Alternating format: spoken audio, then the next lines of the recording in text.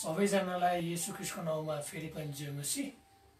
हुन्छ, आउनुहोस् हामी परमेश्वरको जीवित भजन सङ्ग्रह 101 मा आएका छौँ। हामीले भजन सङ्ग्रह 100 हामीले के हप्ता अगाडि हामीले बाँडिसकेका छौँ। आज हामी भजन सङ्ग्रह 101 बाट हामी सुरु गर्नेछौँ, जहाँनिर हामी हेर्छौँ भने राजाले गाएको गीत भन्ने कुरा हामी थाहा गर्न सक्छौँ। एउटा राजाले आफ्नो प्रजाको निम्ति के गर्नुपर्छ, आफ्नो राष्ट्रको निम्ति के गर्नुपर्छ र एउटा राजाले आफ्नो जनताको निम्ति के गर्नुपर्छ भन्ने कुरा भजन सङ्ग्रह 101 मा बताएको हामी थाहा गर्न सक्छौँ।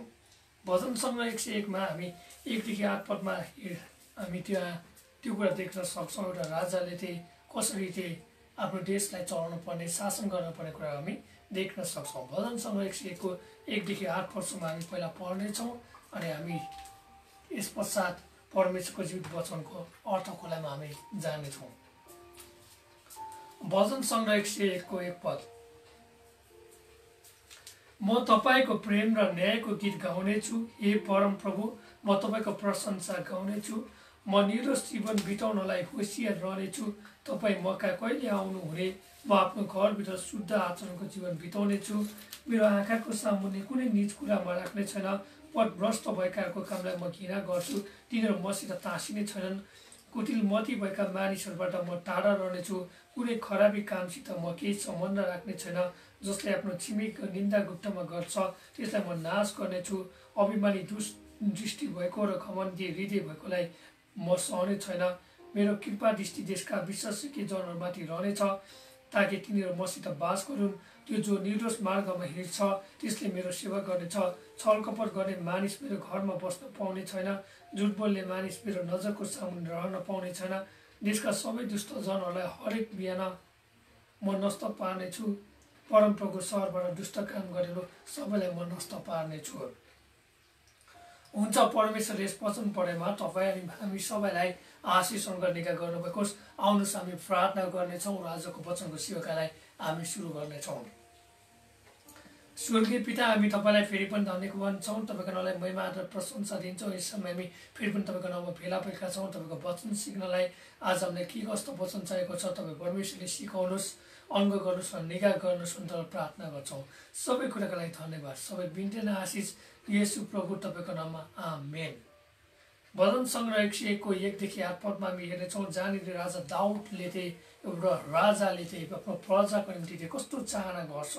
अनि हाम्रो परमेश्वर चाहिँ राजाका राजा हुनुहुन्छ। उहाँले चाहिँ अचम्मको कुराको चाहना गर्नुहुन्छ, उहाँले अद्भुत कुराको चाहना गर्नुहुन्छ। उहाँ जस्तो परमेश्वर पाउनु, उहाँ जस्तो राजा पाउनु अरू कोही छैन भन्ने कुराको बारेमा हामी हेरेर लागेका छौँ। एउटा राजाको एउटा गीतको बारेमा, एउटा राजाले गर्नुपर्ने एउटा न्यायको बारेमा यहाँ बताइदिएको छ। भजन सङ्ग्रह 101 को 1 देखि 8 पदमा म तपाईँको प्रेम र न्यायको गीत गाउनेछु भन्दछ। यहाँ राजा दाउदले भजन सङ्ग्रह 101 को 1 पदमा यसरी सुरुवात गर्नुभएको छ कि क्रिस्टको प्रेम र क्रिस्टको न्यायको गीत गाउनुपर्छ भनेर तपाईँ र मलाई उहाँले उत्साह दिने हुनुहुन्छ, सिकाउँदै हुनुहुन्छ। हे परम प्रभु, म तपाईँको प्रशंसा गाउनेछु। क्रिस्टको प्रेम, क्रिस्टको गीत गाएर मात्र हामीलाई पुग्दैन, अझ हामीले क्रिस्टको प्रशंसा पनि गर्नुपर्छ भन्ने कुरा राजा दाउदले तपाईँ र मलाई आज सिकाउँदै हुनुहुन्छ भन्ने कुरा हामी देख्न सक्छौँ। आज तपाईँ र मलाई क्रिस्टले प्रेम गर्नुभएको छ, अनन्त जीवन दिनुभएको छ, मुक्ति दिनुभएको छ अनि हामीले नयाँ जीवन दिनुभएको छ।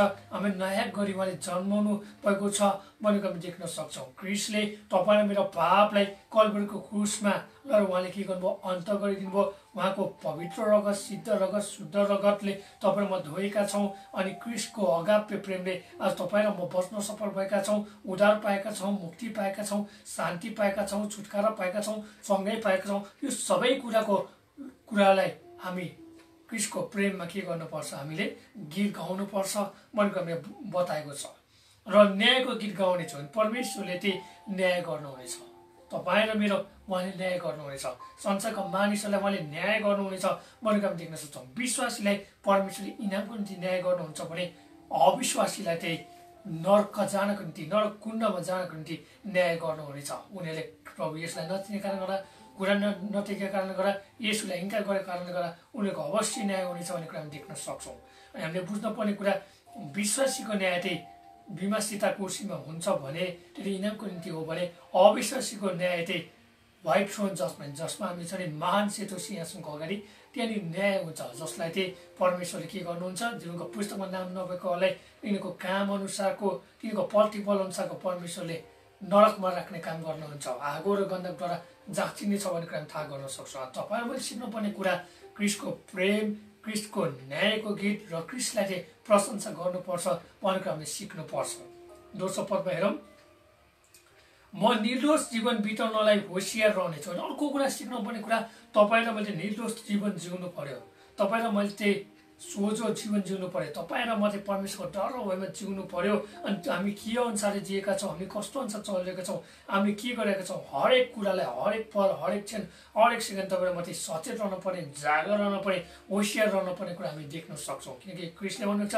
जस्तो क्रिस्ट पवित्र हुनुहुन्छ तपाईँ र म पनि पवित्र हुनु आवश्यक छ भनेर हामी देख्न सक्छौँ किनकि हामी पवित्र जाति हौँ हामी राजकीय पुजारी हौँ हामी निजी प्रजा हौँ हामी चुनेका वंश हौँ भन्ने कुरा प्रभु येशूले पहिलो पटुष्टि गर्नमा भन्नुभएको छ तपाईँ म कहाँ कहिले आउनु हुने अनि तपाईँ र म चाहिँ परमेश्वरमा के हुनु पर्यो शुद्ध जीवन जिउनु पर्यो शुद्ध विवेकमा जिउनु पर्यो परमेश्वरको डर भयमा जिउनु पर्यो तपाईँमाथि सचेत रहनु पर्यो जागर रहनु पर्यो प्रार्थनामा लागिरहनु पर्यो परमेश्वरमा धन्यवाद जीवन जिउनु पर्यो अनि परमेश्वर जतिखेर आउँदा पनि तपाईँलाई म चाहिँ बाङ्गो टेढो भएर मुडमुडेर हिँड्ने होइन कि परमेश्वरको डर र भयमा जिएर उहाँको आज्ञाकारी छोरा र छोरी भएर हामी जिउने व्यक्ति हुनुपर्छ जब परमेश्वर आउनुहुन्छ तपाईँलाई मलाई चाहिँ उहाँले चाहिँ सकुशल साथ के गर्न सकोस् त स्वर्गमा हामीले चाहिँ उठाइलान सकोस् त्यो हृदय तपाईँ र ममा हुनुपर्छ भनेको हामी देख्न सक्छौँ यहाँको कुरा भन्दछ म आफ्नो घरभित्र शुद्ध आचरणको जीवन बिताउनेछु अनि परमेश्वरको भवनमा परमेश्वरको मण्डलीमा मात्र होइन कि तपाईँ र मेरो हृदयमा तपाईँ मेरो जीवनमा तपाईँ मेरो शरीरमा चाहिँ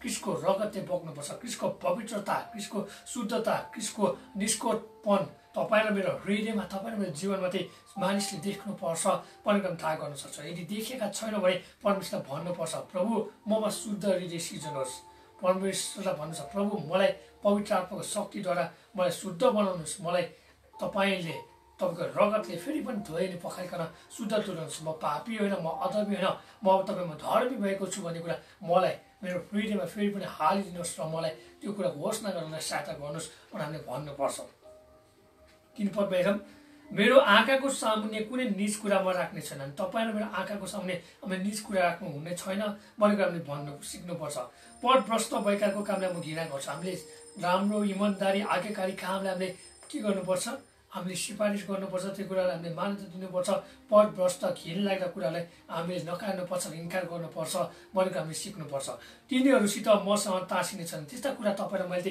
हाम्रो जीवनमा चाहिँ के गर्नुहुन्न लुटुपुटो गरेर राख्नुहुन्न हामीले त्यो त्यसले चाहिँ अङ्कमाल गरेर राख्नुहुन्न त्योसँग चाहिँ हामीले जीवन बिताउनुहुन्न त्योसँग चाहिँ हामीले नाता जोड्नुहुन्न त्योसँग हामीले सम्बन्ध कायम गर्नुहुन्न हामीले मात्र येशूसँग सम्बन्ध कायम गर्नु पर्यो मात्र क्रिस्टको प्रेममा चाहिँ हामीले क्रिस्टीय प्रेममा हामीले जिउनु पर्यो भन्ने कुरा हामीले थाहा गर्नुपर्छ कुटिल मती भएका मानिसहरूबाट म टाढा रहनेछु तपाईँ र म पनि दुर्जन मानिसहरू माफ गर्नुलाई हामीले छौँ नि दुर्व्यवहार गर्ने मानिसहरू नराम्रा मानिसहरू अनि त्यो अनज्ञाकारी भएका मानिसहरू संसारको ललैमा लागेका मानिसहरू फसेका मानिसहरू अनेकको शक्तिमा पढेका मानिसहरू अनेकको शक्तिलाई रुचाउने मानिसहरू मूर्ति पूजा गर्ने मानिसहरूबाट हामी टाढा रहनुपर्छ भनेर हामी देख्न सक्छौँ जसमा चाहिँ शैतानको आत्माले शैतानको त्यो शक्तिले शैतानको त्यो शिक्षाले गर्दा उनीहरूलाई प्रभाव पारेको हुन्छ त्यस्तो कुराबाट तपाईँ म होसियार रहनुपर्छ त्यस्ता अपराधीहरूबाट त्यस्ता अन्याय र अत्याचारीहरूबाट तपाईँ म चाहिँ होसियार रहनुपर्छ भन्ने कुरा हामीले सिक्नुपर्छ कुनै खराबी कामसित म के सम्बन्ध राख्ने छन् तपाईँ र मैले चाहिँ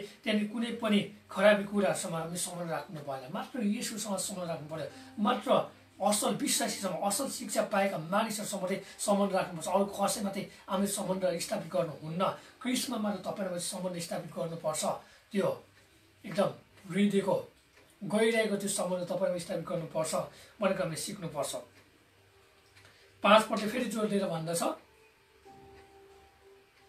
जसले आफ्नो छिमेकीको निन्दा गुप्तमा गर्छ त्यसलाई म नाश गर्नेछु। अभिमानी दृष्टि भएको र घमण्डी हृदय भएकोलाई म सहने छैन। अब तपाईँ र मैले यहाँ छिमेकीलाई प्रेम गर्नुपर्ने कुरा हामी देख्न सक्छौँ। नाश गर्ने होइन कि उनीहरूको प्राणले जोगाउने कोसिस गर्नुपर्छ। उनीहरूलाई पनि उद्धार मुक्ति र शान्तिको बाटोको प्रचार र सुसमाचार सुनाउनु पर्छ भन्ने कुरा हामीले बुझ्नुपर्छ। अनि यहाँ भन्दछ अभिमानी दृष्टि भएको मानिसलाई तपाईँ र मैले मौका दिनुपर्छ। उनीहरूले बारम्बार त्यो काम गर्छ भने हामीले प्रार्थना गर्नुपर्छ। तर तपाईँ र मैले के गर्ने होइन, बदला लिने काम होइन। बदला लिने काम येशूको व्यवस्था 32:35 पनि भन्छ। उहाँले आफ्नो समयमा, उहाँले उचित समयमा उहाँले आफै खुट्टाहरूमा के गर्नुहुन्छ, ठेस लगाउने काम गर्नुहुन्छ, लडाउने काम गर्नुहुन्छ र न्याय गर्नुहुनेछ भन्ने कुरा हामी थाहा गर्न सक्छौँ।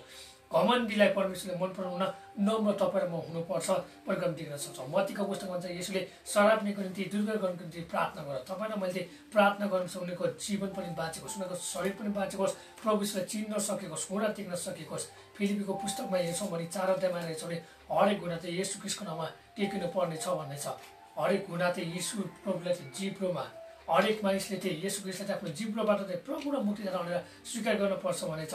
त्यस्ता मानिसहरूले चाहिँ प्रभु येशूलाई स्वीकार गर्न सकेको छ भने तपाईँले निरन्तर प्रार्थना गर्नु आवश्यकता छ भनेर हामीले देख्नुपर्छ। 6 पदमा हेरौँ, मेरो कृपा दृष्टि देशका विश्वासयोग्य जनहरूमाथि रहनेछ। अनि परमेश्वरको अनुग्रह, परमेश्वरको दया, परमेश्वरको प्रेम चाहिँ विश्वासयोग्य व्यक्तिहरूमाथि मात्रै परमेश्वरले राख्नुहुन्छ। दुष्ट दुर्जन मानिसहरू, खराबी मानिसहरू, दुर्व्यवहार गर्ने मानिसहरू, परमेश्वरबाट टाढेका मानिसहरू, ख्रीष्टलाई नचिनेका मानिसहरू, ख्रीष्टलाई प्रेम नगर्ने मानिसहरू, ख्रीष्टलाई मुक्तिदाता भनेर घोषणा नगर्ने मानिसहरूलाई परमेश्वरले कहिले पनि आफ्नो विश्वास देखाउन सक्नुहुन्न, कहिले पनि आफ्नो विश्वास प्रकट गर्न सक्नुहुन्न। तिनीहरूमा परमेश्वरले के गर्नुहुने छैन, अङ्ग गर्नुहुने छैन भनेर हामी देख्न सक्छौँ। परमेश्वरले मौका दिनुहुन्छ, बारम्बार परमेश्वरले मौका दिन पनि चिन्दैन भने परमेश्वरले उनीहरूलाई कहिले पनि विश्वासी भनेर मान्नुहुनेछ, उनीहरूले विश्वास गर्नुहुनेछ। तर परमेश्वर उनीहरूले के गर्नुहुनेछ, न्यायमा राख्ने काम गर्नुहुन्छ भन्ने कारण थाहा गर्नुपर्छ। हाम्रो परमेश्वरले अविश्वासीलाई पनि के गर्न सक्नुहुन्छ, विश्वास गर्ने मौका दिनुहुन्छ। तर अविश्वासीले त्यो मौका गुमायो भने परमेश्वरले कहिले पनि त्यो मौका दिनुहुन्न। परमेश्वरले अझ पनि जतिको मौका दिए पनि तिनीहरूले मौकाको सदुपयोग गर्न सक्दैन, तिनीहरू अन्तिम न्यायमा पर्नुपर्नेछ भन्ने हामी देख्न सक्छौँ।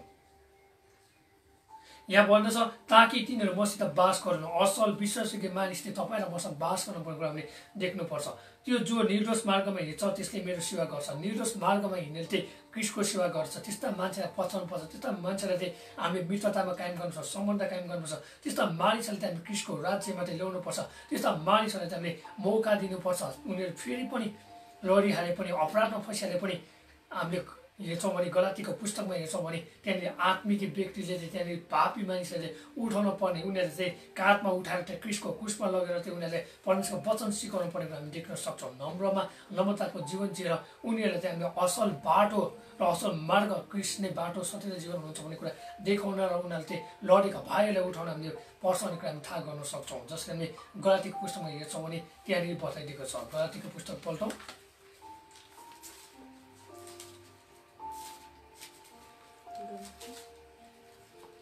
गलाती 6 अध्यायको 1 पदमा भन्दछ, भाइ हो यदि कुनै मानिस अपराधमा पक्राउ परे भने तिमीहरू जो आत्मिक छौ तिमीहरूले नै नम्रतापूर्वक तिनको सुधार गर। आफ्नै पनि विचार राख, न त तिमीहरू पनि परीक्षामा पर्नेछौ। एउटाले अर्काको भार उठाऊ र यसरी क्रिस्टको व्यवस्था पुरा गर भनेर भन्दछ। यहाँ गलाती 6 अध्यायमा आत्मिक मान्छे छ भने ऊ चाहिँ क्रिस्टमा एकदम राम्रो छ, असल छ र उसले लाग्छ मैले पापीलाई सेवा गर्न सक्छु, पापीलाई उठाउन सक्छु, मबाट पापमा गिर्दिनँ भन्ने लाग्छ भने तपाईँले के गर्नुपर्छ, पापमा परेका मानिसलाई चाहिँ ल्याउनु पर्छ, उठाउनु पर्छ, निराश आत्मालाई जगाउनु पर्छ, उत्साह दिनुपर्छ र क्रिस्टमा फेरि पनि सम्बन्ध कायम गर्ने व्यक्ति र माध्यम तपाईँ हुनुपर्छ भन्ने कुरा मेरो सिक्नुपर्छ। 7 पदमा हेरौँ, छल कपट गर्ने मानिस मेरो घरमा बस्न पाउने छैन। परमेश्वरले छल कपट मन पराउनुहुन्न। छल कपट गर्ने बानी छ भने आजदेखि त्याग्ने प्रयत्न गरौँ। झुट बोल्ने मानिस मेरो नजरको सामने रहन पाउने छैन। झुट पनि नबोल्नुहोस्, किनकि झुट बोल्ने, झुटो गवाई दिने त्यो व्यवस्थाको विरुद्ध, परमेश्वरको वचनको विरुद्ध त्यस्तो कामहरू हामीले गर्नु। हामी असल र सज्जन हुनुपर्छ भनेको हामी थाहा हुन्छ। हामी अयुब जस्तो, हामी अब्राहम जस्तो हामी त्यस्ता व्यक्तिहरू हुनुपर्छ भन्ने कुरा हामीले सिक्नु र थाहा गर्नुपर्छ अनि हाम्रो जीवनमा त्यही लागू गर्नुपर्छ। 8 पदमा देशका सबै दुष्ट जनहरूलाई हरेक बिहान म नष्ट पार्नेछु, परमप्रभुको सहरबाट दुष्ट काम गर्ने सबैलाई म नष्ट पार्नेछु। परमेश्वरले यहाँ आफ्नो प्रतिज्ञा गर्नुभएको छ, चेतावनी दिनुभएको छ र परमेश्वरले अझ आफ्नो बारेमा घोषणा गर्नुहुन्छ। उहाँले भन्दै हुनुहुन्छ देशका सबै दुष्टजनहरूलाई हरेक बेला म नष्ट पार्नेछु। हेर्नुहोस् त, दुष्ट काम गर्नुहुन्छ भने परमेश्वरले मन पराउनुहुन्न। दुष्टतालाई छोड्नुहोस्, क्रिस्टलाई चिन्नुहोस् भनेर तपाईँलाई आग्रह गर्न चाहन्छु। तपाईँले अपराध गर्नुहुन्छ, अन्याय र हत्याचार गर्नुहुन्छ, तपाईँले नराम्रो काम गर्नुहुन्छ, क्रिस्टको विरुद्ध काम गर्नुहुन्छ भने तपाईँ अवश्य पनि नष्ट हुने तपाईँ प्राणी हो भनेर तपाईँ जान्नुपर्छ। यदि तपाईँलाई नष्ट हुन मन लाग्दैन, तपाईँलाई यदि आफ्नो आत्मा बचाउन मन लाग्छ, आफ्नो शरीर बचाउन मन लाग्छ, आफूले तपाईँले स्वर्ग जान चाहनुहुन्छ भने क्रिस्टलाई विश्वास गर्न पर्ने कुरा हामी देख्न सक्छौँ। युहन्ना 3:16 हामी हेर्छौँ भने परमेश्वरले कोही पनि नाश नहोस् तर त्यस्तै अन्त जीवन पाओस् भनेको छ। परमेश्वर नचिन्ने मानिसहरूले परमेश्वर दोषी ठहराउँछु भनेको छ। परमेश्वरले चिन्ने मानिसहरूले परमेश्वरले दोषी ठहराउनु हुन्न। परमेश्वरले अङ्क गर्नुहुन्छ, परमेश्वरले मौका दिनुहुन्छ, परमेश्वरले मुक्ति दिनुहुन्छ विश्वास गर्नेमाथि भनेर थाहा गर्न सक्छौँ।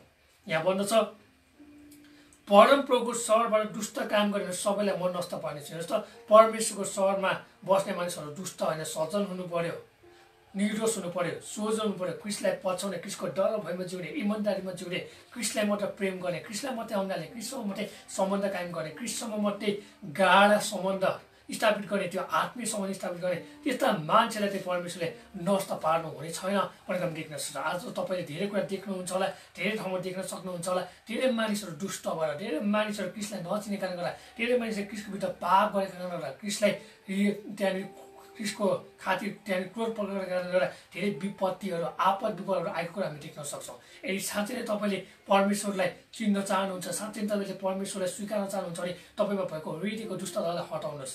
तपाईँमा भएको फोहोर कुराहरू, लोभ लालचका कुराहरू, डाहा हिर्सेका कुरा, घमण्ड स्वार्थीपनका कुरा, फुटबन्दी र गुटबन्दीका कुराहरू, कसैको त्यो नराम्रो आलोचना गर्ने कुराहरू छन् भने तपाईँले त्याग्नुहोस् र क्रिस्टले तपाईँलाई फेरि पनि मौका दिनुहुन्छ। पश्चाताप गर, समय हुनाले विश्वास गर, समय हुनाले मलाई चिन, समय हुनाले मलाई घुँडा टिक, समय हुनाले येशूमा मुक्ति छ भन्ने कुरा थाहा गर भनेर येशूले भन्नुहुन्छ। यो आपद विपत्तिहरूबाट येशू प्रभु बोल्दै हुनुहुन्छ कि मलाई विश्वास गर, मलाई हेर, म तिमीलाई नष्ट पार्न होइन, म तिमीलाई अनन्त जीवन दिन आएको छु, म तिमीलाई मुक्ति दिन आएको छु, म तिमीलाई शान्ति दिन आएको छु, म तिमीलाई चङ्गाइ गर्न आएको छु, म तिमीलाई छुटकारा गर्न आएको छु, मलाई विश्वास गर भनेर येशूले भन्नुहुन्छ। प्रियहरू, तपाईँमा सिक्न पर्ने कुरा यो हो। अनि म तपाईँलाई आग्रह गर्न चाहन्छु, अनुरोध गर्न चाहन्छु, जतिले वचन सुन्नुभएको छ तपाईँहरूलाई आशिषित महसुस गर्नुभएको छ नि यो वचन तपाईँले सेयर गर्नुहोस्, ताकि अहिले धेरै आपद विपदमा परेका मानिसहरूले पनि प्रभुको वचन पाउन सकोस्। उनीहरूको हृदयले पनि क्रिस्टलाई चिन्नु परेको छ, क्रिस्टलाई देख्नु परेको छ, क्रिस्टको मुक्तिको स्वाद चाख्नु परेको छ र क्रिस्टलाई